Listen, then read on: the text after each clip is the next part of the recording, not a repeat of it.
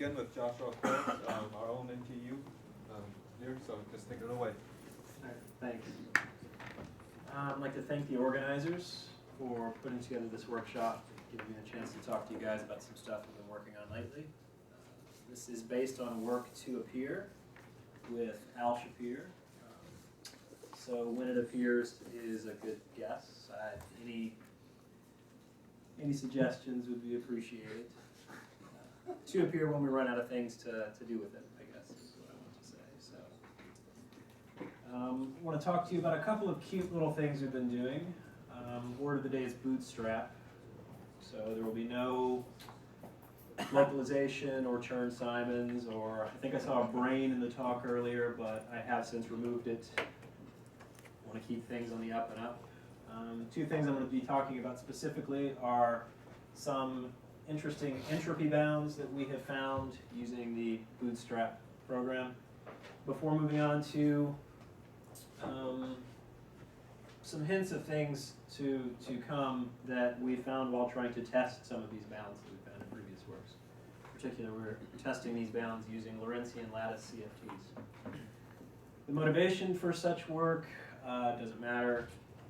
Pick your own. I don't care. There are the obvious things like condensed matter applications or statistical physics. What I'm going to have in mind is some sort of quantum gravity that we can define via ADS3CFT2 using the typical sort of correspondence between central charge and ADS length. But, well, I'm among friends, so that's really the motivation, right? We're looking at things with ADS-CFT in mind. But if I were giving this in front of a more general audience, I would try to downplay all of those amazing applications. So I said the word of the day is bootstrap. In particular, I've been working with the conformal bootstrap program. When I say that, I am talking about constructing conformal field theories using nothing but consistency, conformal invariance, and unitarity. There's been a lot of success in many different numbers of dimensions, 3D, 4D, 6D, using crossing symmetry of some of these 4-point correlators or more complicated correlators. Some interesting work in superconformal bootstrap happening lately. I'm not going to talk about any of that stuff. I'm going to talk about two dimensions. In the long, long ago, maybe back before I was born, which is sort of weird to think about, people studied 2D CFTs with small central charge, C less than 1, to the point where we found a complete classification of some of these rational CFTs or minimal models. Again, not going to talk about any of that stuff. I'm going to restrict myself to the 2D CFTs with C greater than 1.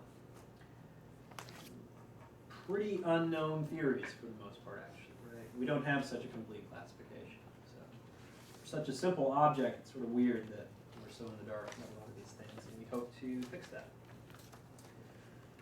All right, my particular way of applying the bootstrap program is to use modular invariance of the partition function. So in spirit, this is like the 4-point crossing symmetry. In fact, it's actually complementary to it in the higher dimensions. I'm not going to worry about that, though. When I say modular invariance, I just mean invariance of the partition function under the modular transformations. Good old modular group P, SL2Z. Generated by two transformations, the S transformation, the T transformation. There's some obvious simple consequences of modular invariance. For example, T invariance gives you this condition on the conformal weights. S invariance is what led Cardy to write down this famous Cardy formula. More recently, Hellerman, who laid the groundwork for a lot of the things that we've been doing, used S invariance of the partition function to give a bound on the conformal dimension delta 1, the smallest conformal dimension, non-identity. So, inspired by that, we started to look at larger conformal dimensions. And in terms of the old results, things that I might reference, we found bounds on conformal dimensions delta n. Right, you pick an n and I give you a bound on that conformal dimension. And all you would need to know about the how of that process was that we turn this modular invariance condition invariance under the S transformation into differential constraints in the partition function. Right? Taking successive derivatives of the partition function evaluated at the self-dual inverse temperature beta equals 2 pi. With some nice assumptions like discrete spectrum and unitarity and those sorts of things, we can turn those differential constraints into polynomial constraints. And then by taking convenient ratios of these polynomial constraints, we can find things like sum rules or positivity conditions that we then use to do proofs by contradiction, sort of very similar to what things are happening in 4D or whatever else. Right, so the result was that we found a bound going as delta n less than or equal to C total over 12. That's a total central charge, C left plus C right. So long as the n in our delta n obeys this equation. As far as we were able to tell, that is just a relic of our method of proof, or at least that's what it seemed like initially. If we assumed this, then we could derive bounds on delta n all the livelong day. However, and I'll talk about that in a second, if you're gravity inclined, these upper bounds on conformal dimensions are just going to map to upper bounds on masses in some sort of bulk gravitational theory. So what we realized was that so long as this condition is satisfied, we can bound n primary operators in this sort of way. So we can derive a bound on n such primary operators so long as this is obeyed, which means that there must be at least n primary operators that are obeying this inequality. All right, we're turning the fact that we can derive these things into an existence claim on the minimum number of primary operators that are going to satisfy this sort of inequality on the conformal dimension. Right, so we conjectured a lower bound on the number of states satisfying this bound. Later paper by Hartman, Keller, Stoica gave an independent argument that confirms that this is in fact a lower bound on the number of states in the class of theories that we consider. So, having found that lower bound, we then asked ourselves, could we find an upper bound? I'm going to very briefly talk about the techniques and results, compare it to some other results, particularly that those previous authors found. Yes. The mass of the first black hole, is that C by 12? C by 20? So it is C by, it depends on what you mean by C or C total, but it goes as 1 over 8 G Newton. And C over 12 corresponds to 1 over 4 G Newton. So it's twice the mass. Twice the mass of the lightest spinless BTZ black hole. Which is very suggestive, right? And sort of motivated some of the work that follows. Surely we could lower that. We're going to consider nice 2D CFTs, discrete spectrum, unitarity. For purely imaginary modular parameter tau, these partition functions are reduced to the thermodynamic partition function. I didn't introduce a degeneracy factor here, so I'm explicitly summing over all of the energies. Right, many of the terms in the sum, in fact, you would expect that many of the terms in the sum are going to give identical contributions. That's fine. We'll just deal with it if we need to. Now, these differential constraints that we had previously used, sort of in the full bootstrap program, are also going to apply to this simpler thermodynamic partition function. And that's nice. It's going to give us much easier to handle constraints. In particular, sorry, the bounds you just mentioned is also satisfied by the minimum models? Yes, yes. Okay. Yeah. Well, yeah. If you tensor together minimal models, see, the bounds we derived are only true for that class of CFTs where the central charge is bigger than 1. But when you just start to think of a minimal model, you get central charge less than that. So, and you say, well, to get it bigger, we just tensor together various copies of minimal models, but then you're still going to find some primary operator that's maybe living in only one of the tensored copies, and so it'll definitely fall below. All right, so applying those differential constraints is now going to give us these new polynomial constraints. All right, And they look like this. We have some polynomial GP weighted with the exponential, sum them all up and you get 0. You can find explicit expressions for these polynomials G. They're related to polynomials that are known as the Bell polynomials, which, you know, just polynomials found a couple of hundred years ago by mathematicians who were looking for interesting things to study. We only need to focus on the lowest order constraint, p equals 1, which takes the following form. In order to proceed, we define some energies. We just split the sum basically into its positive and negative contributions, right? And then carry all of the negative terms in the sum over to the right-hand side. So we get an expression that's like this.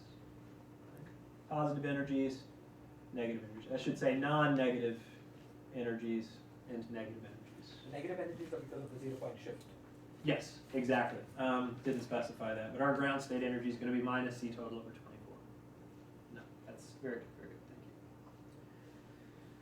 you. All right, at this point, we're going to play the game where we try to bound each side of this equality, one above and one below, and then see what sort of statement that gives us. In particular, every term on the right-hand side is going to give a contribution less than if we were to evaluate it at the ground state energy.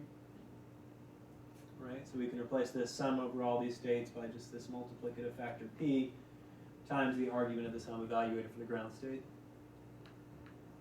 All right, the left-hand side is a little trickier. That's sort of a relic, and I don't need to worry about it due to time. But effectively, on the left-hand side, this is a plot of what the argument of this sum looks like. And so to proceed, we would like to say pick some cutoff energy curly E. Here, I picked it at around 5 for value x, where x is 2 times pi times the energy.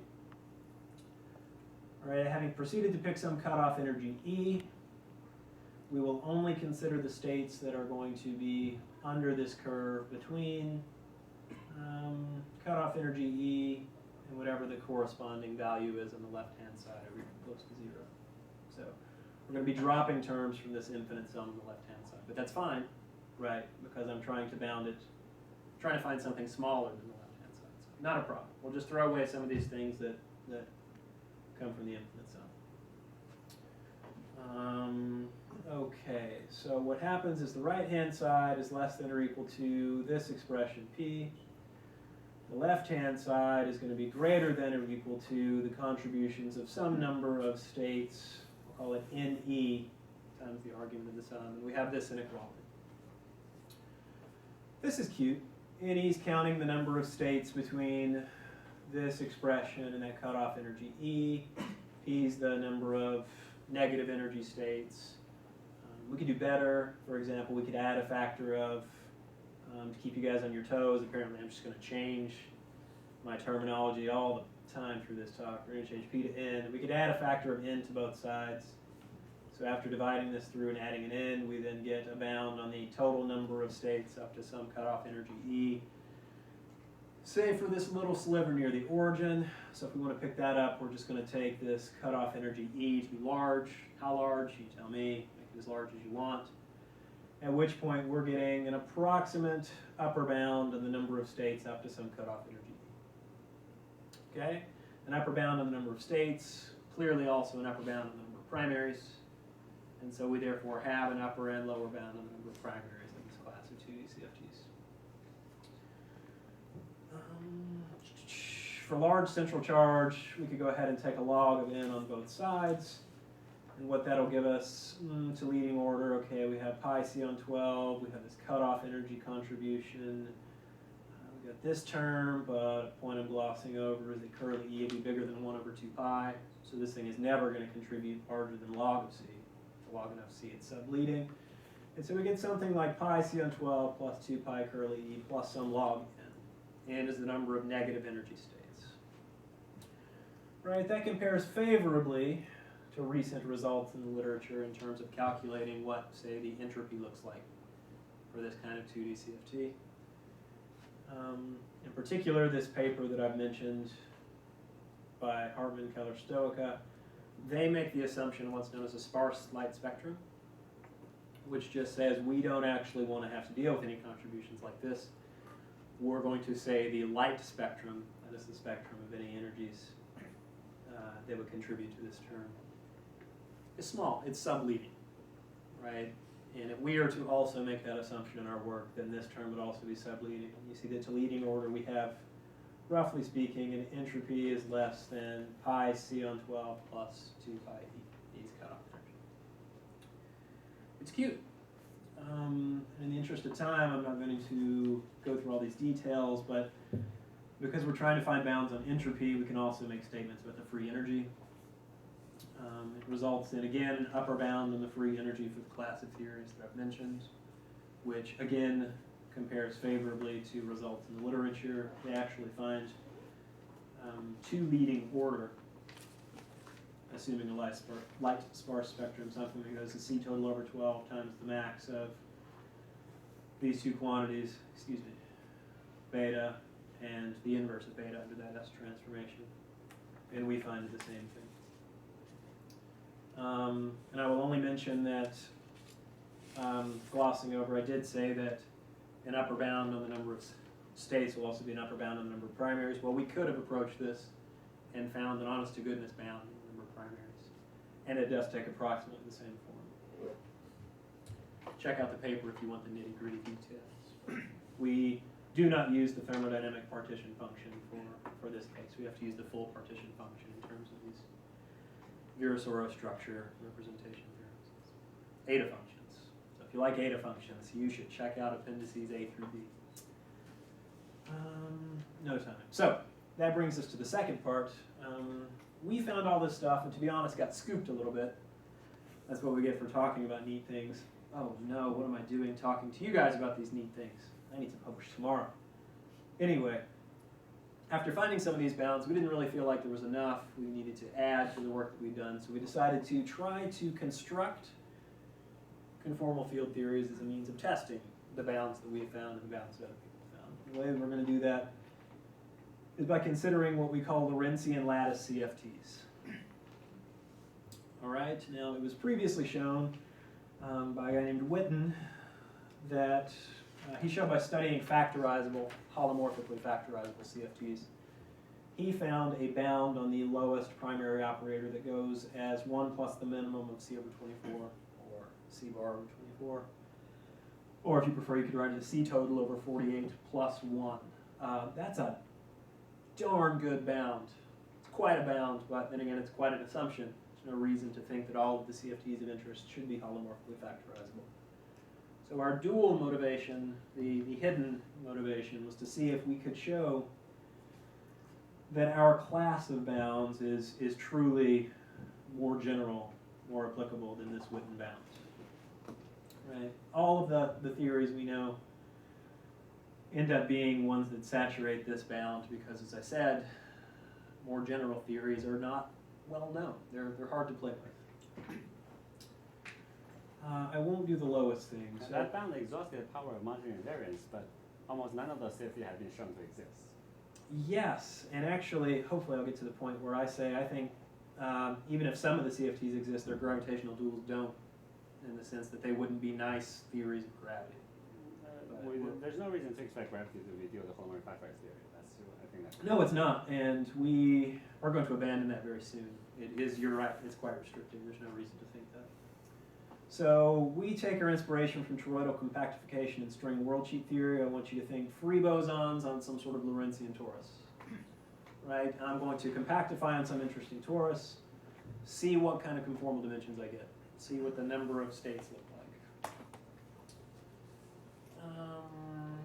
The only thing I want to mention here is that rather than working with some bizarre lattice directly, we're instead going to use this Narayan parameterization where we will parameterize our lattice by background fields G and B, exactly what you'd expect, anti-symmetric and symmetric, respectively. Then we can express our partition function in the form that looks like this. Right? Our conformal dimension would be the sum of this weight and this weight, where P left and P right are expressed in terms of those background G and B fields.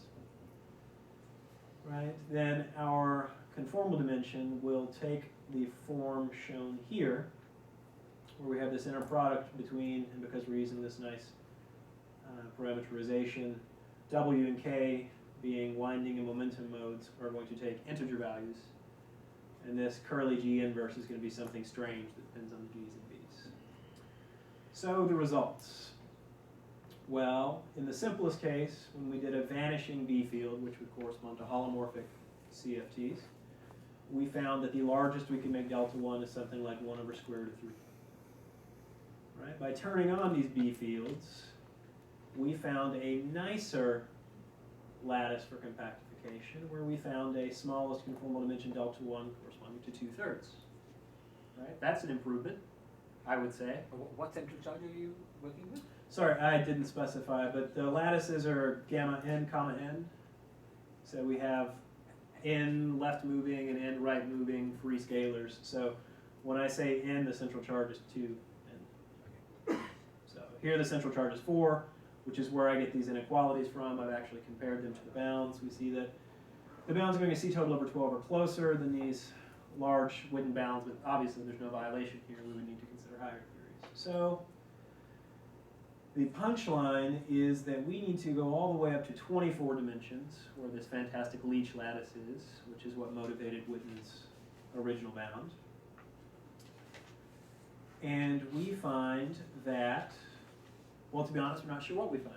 There are quite a lot of potential vectors that could be the shortest in these 24 dimensions.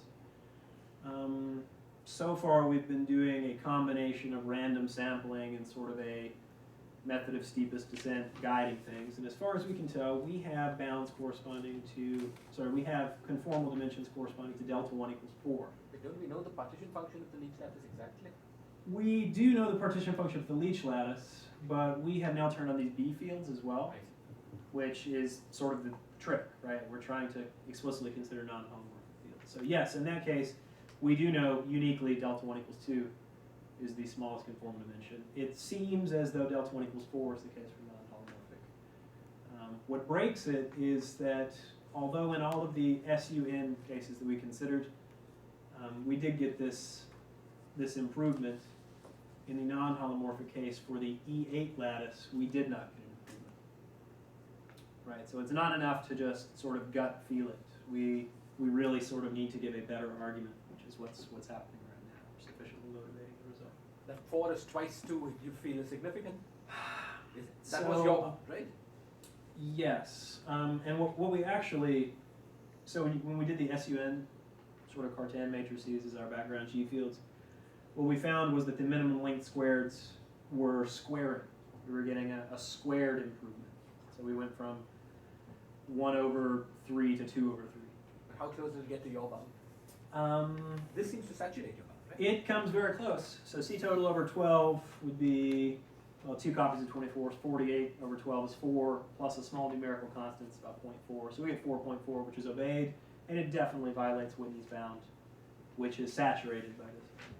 So I will stop there, but please come and talk to me about this. I have so many more amazing lattice CFT things to tell you. Otherwise, thank you very much for attention. Thank you. Thanks, Josh. So we'll have time for one question. Questions? Quick ones? So when in the larger lattices, do you get close to saturating your bound? In these SUN? So in the SUN case, what seems to be happening is the largest, I'll just do non-holomorphic because it's the interesting one. No, what happens is for SU n plus 1, you get largest conformal dimension delta 1s going as roughly n over n plus 1. N over N, so constant. So it's approaching 1. Yeah, That's no matter how very large far you take from it. Yeah, we're not. So we saw that pretty quickly that increasing n was not getting us closer. That's why we switched to these exotic lattices. And we've sort of extended it to some the other extremal self-dual lattices, which is what I hope to talk about, but I'm not too sad that we didn't get to. Just talk about it next year. One more Yeah. thing. Do you have any example of a theory in which the delta 1 becomes parametrically large?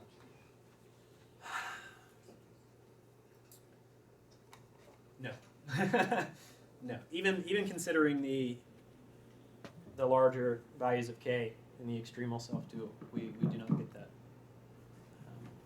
And we found some interesting things because we were also exploring these entropy bounds. And for that, it's sort of counting lattice points rather than.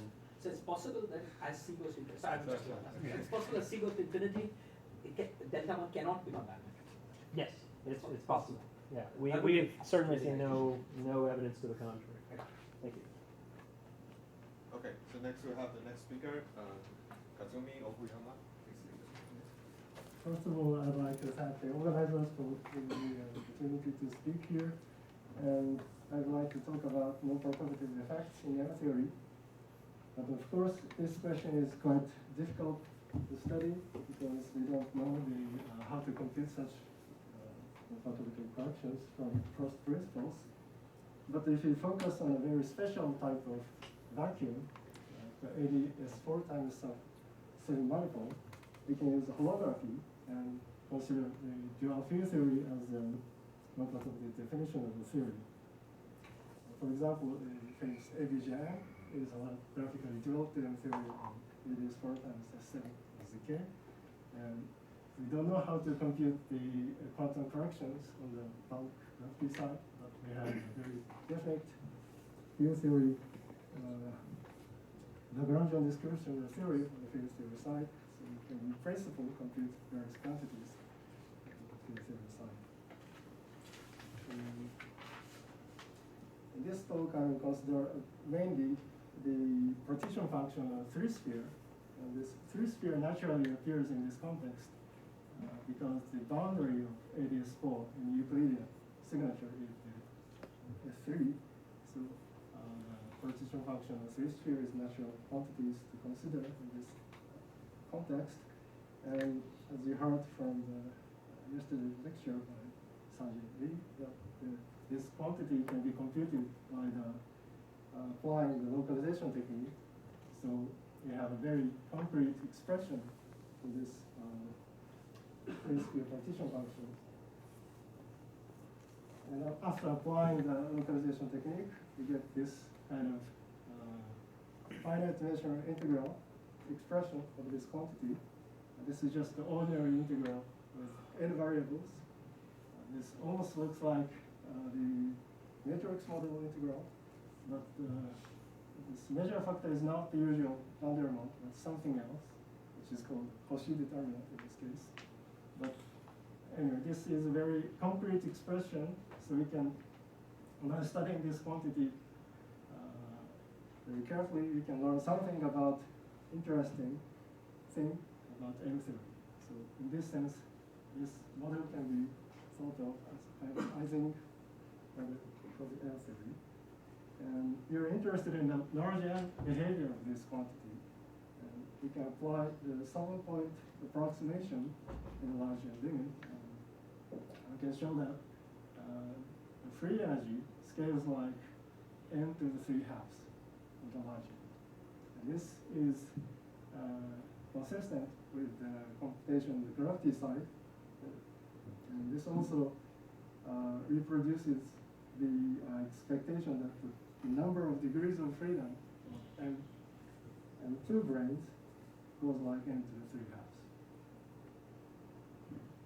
This is the leading term in the large M expansion of free energies. So there are a bunch of correction terms. And especially we are interested in the exponentially suppressed corrections coming from the instantons in the M theory side. And to study such instanton corrections, first we have tried to evaluate this integral exactly at finite n, from small n up to certain relatively high n of order 40 or 60 or so. And here's the example of the result of the exact value of the partition functions of the AVGM at level 1. This is the partition function of n equal to 1, n equal to 2, and so on. And as you can see, this is just a number, a finite number, and some combination of pi and some integers or something. And take a log of these values and plot the free energy as a function of n, the result looks like this. The horizontal axis is the n to the 3/2. The vertical axis is minus the log of z. And as you can see, this clearly shows the scaling behavior very nicely. The different colors are different values of k. Yeah, and this blue line is the level 1, red is level 2, and so on. And we have studied another model called the NF matrix model. This appears at the from the NT2 branes in the background of NF, the 6 branes. And from the viewpoint of the 2 branes, the 6 brane played the role of flavors. So you have a 3-dimensional theory with NF fundamental flavors. And we can consider the 3-sphere partition function theory of this theory, and we can compute by applying the localization technique again. The result looks like this. This is called NF matrix model. And this looks almost the same as the ABJM case, but NF appears here, the exponent, and the power is 1/cos function. Again, we can repeat the exact computation of this integral for finite n. And if we plot the free energy as a function of n, we get this kind of figure again. And again, the free energy scales like n to the 3/2. And this agrees with the gravity, the computation on the gravity side. So this result is very nice, of course, but this is just a leading term in the large n domain. So we are interested in the subleading corrections on this, and especially we are interested in the exponentially suppressed correction terms, this leading behavior. And it turns out to study such instantaneous corrections, it is more convenient to go to the ground canonical ensemble by summing over n. I can show that after summing over n, this ground partition function becomes a big determinant with positive power coming with a numerator. So this represents some kind of fermion system. So this is the reason why this approach is called the Fermi-Gas approach. And we are interested in the large chemical potential region of this quantity because the large n in the chemical picture corresponds to the large mu in the ground chemical picture. So if we expand the log of this ground partition function, we get something like a cubic polynomial in the chemical potential plus exponential corrections.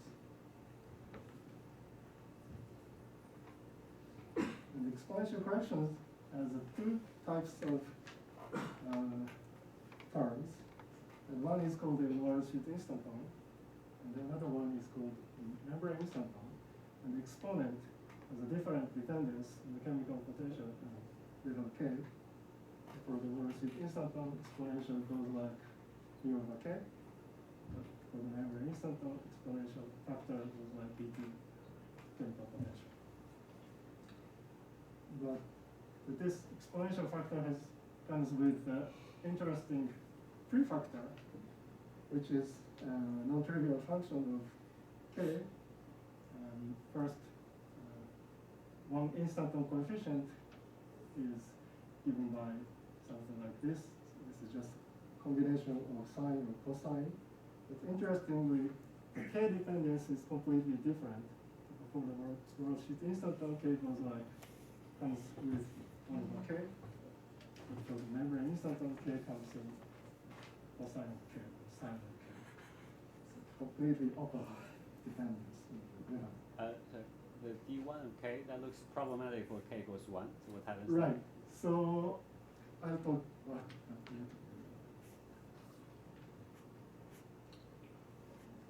and by looking at this expression very, very carefully, we found that these coefficients are completely determined by the relationship to the topological string on some local beyond or local P1 as P1. It turns out that Orano sheet instanton is determined by the ordinary topological string on local P1 as P1. On the other hand, membrane instanton is related to the Nekrasov-Shutashvili limit of the refined topological string. Sorry, this is an observation, or you understand why this? This is just observation. But this, we have checked up to very high instanton numbers, like 7 instantons. So we are pretty sure that this identification is correct, true. So what are the epsilon 1 and epsilon 2 here? Actually, there's no epsilon. So in this limit, we take the epsilon 2 goes to 0, and the epsilon 1 is identified with k. So how are they mapped to the partition function on the 3-sphere? Or? So partition function only depends on the level k. Right. So the coefficient is a function of k. Oh, I see what you're saying. Okay, I see. So, yeah, sorry. You basically just map that. You take the P1 times P1, and then you have epsilon 1, epsilon 2 there. Right. And you map the part. So for the case of NF matrix model, unfortunately, we don't have such a nice connection to the topological string, so we don't know how to compute the coefficient instantons. But we have a nice result, nice data of the exact partition function up to high n of order 50 or 60, so we can determine the functional dependence of the coefficient of the instantons of 2 types. And one interesting new feature of this case is that the membrane instanton coefficient is no longer a trigonometric function. In this case, given by the gamma function. We don't understand why this gamma function appears here, but this is what we found. Sorry, I'm really confused. Isn't the gauge theory for this NF matrix model supposed to follow the same CFD as the AVGN? No, no. Wait, I thought they had the same deal. Why not? This mod Z. Oh, it's a different ZM1 quotient. Oh, so sorry. Quotient is different. Oh, yeah, okay. Acts Okay. differently in this series figure.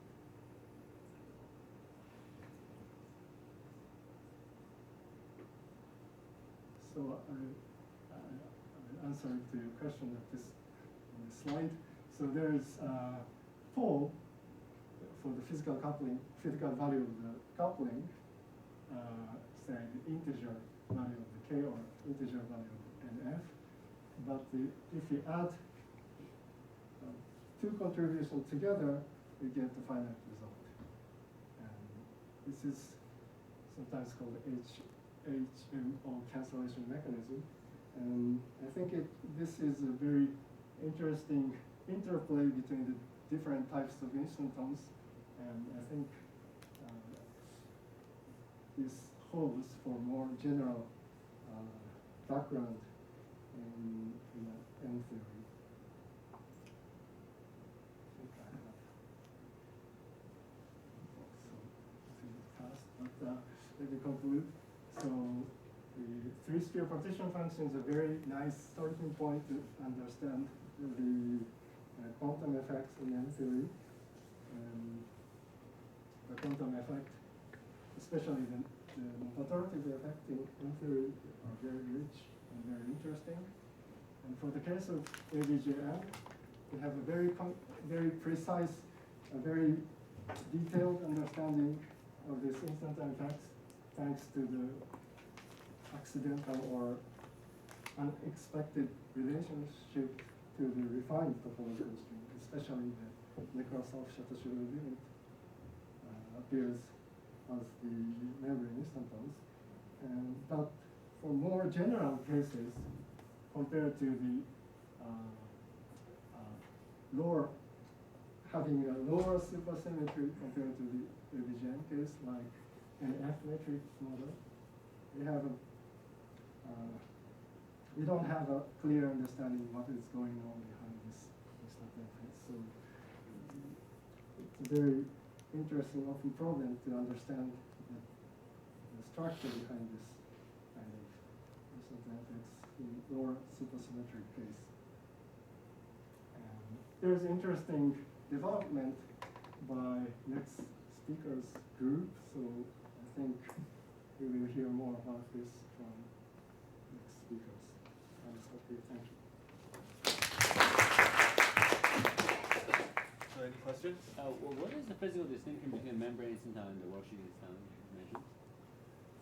So at the level of the position function, this exponent has a different dependence on the coupling. So, in the ABGM case, so there are the torsion 3 cycles, right?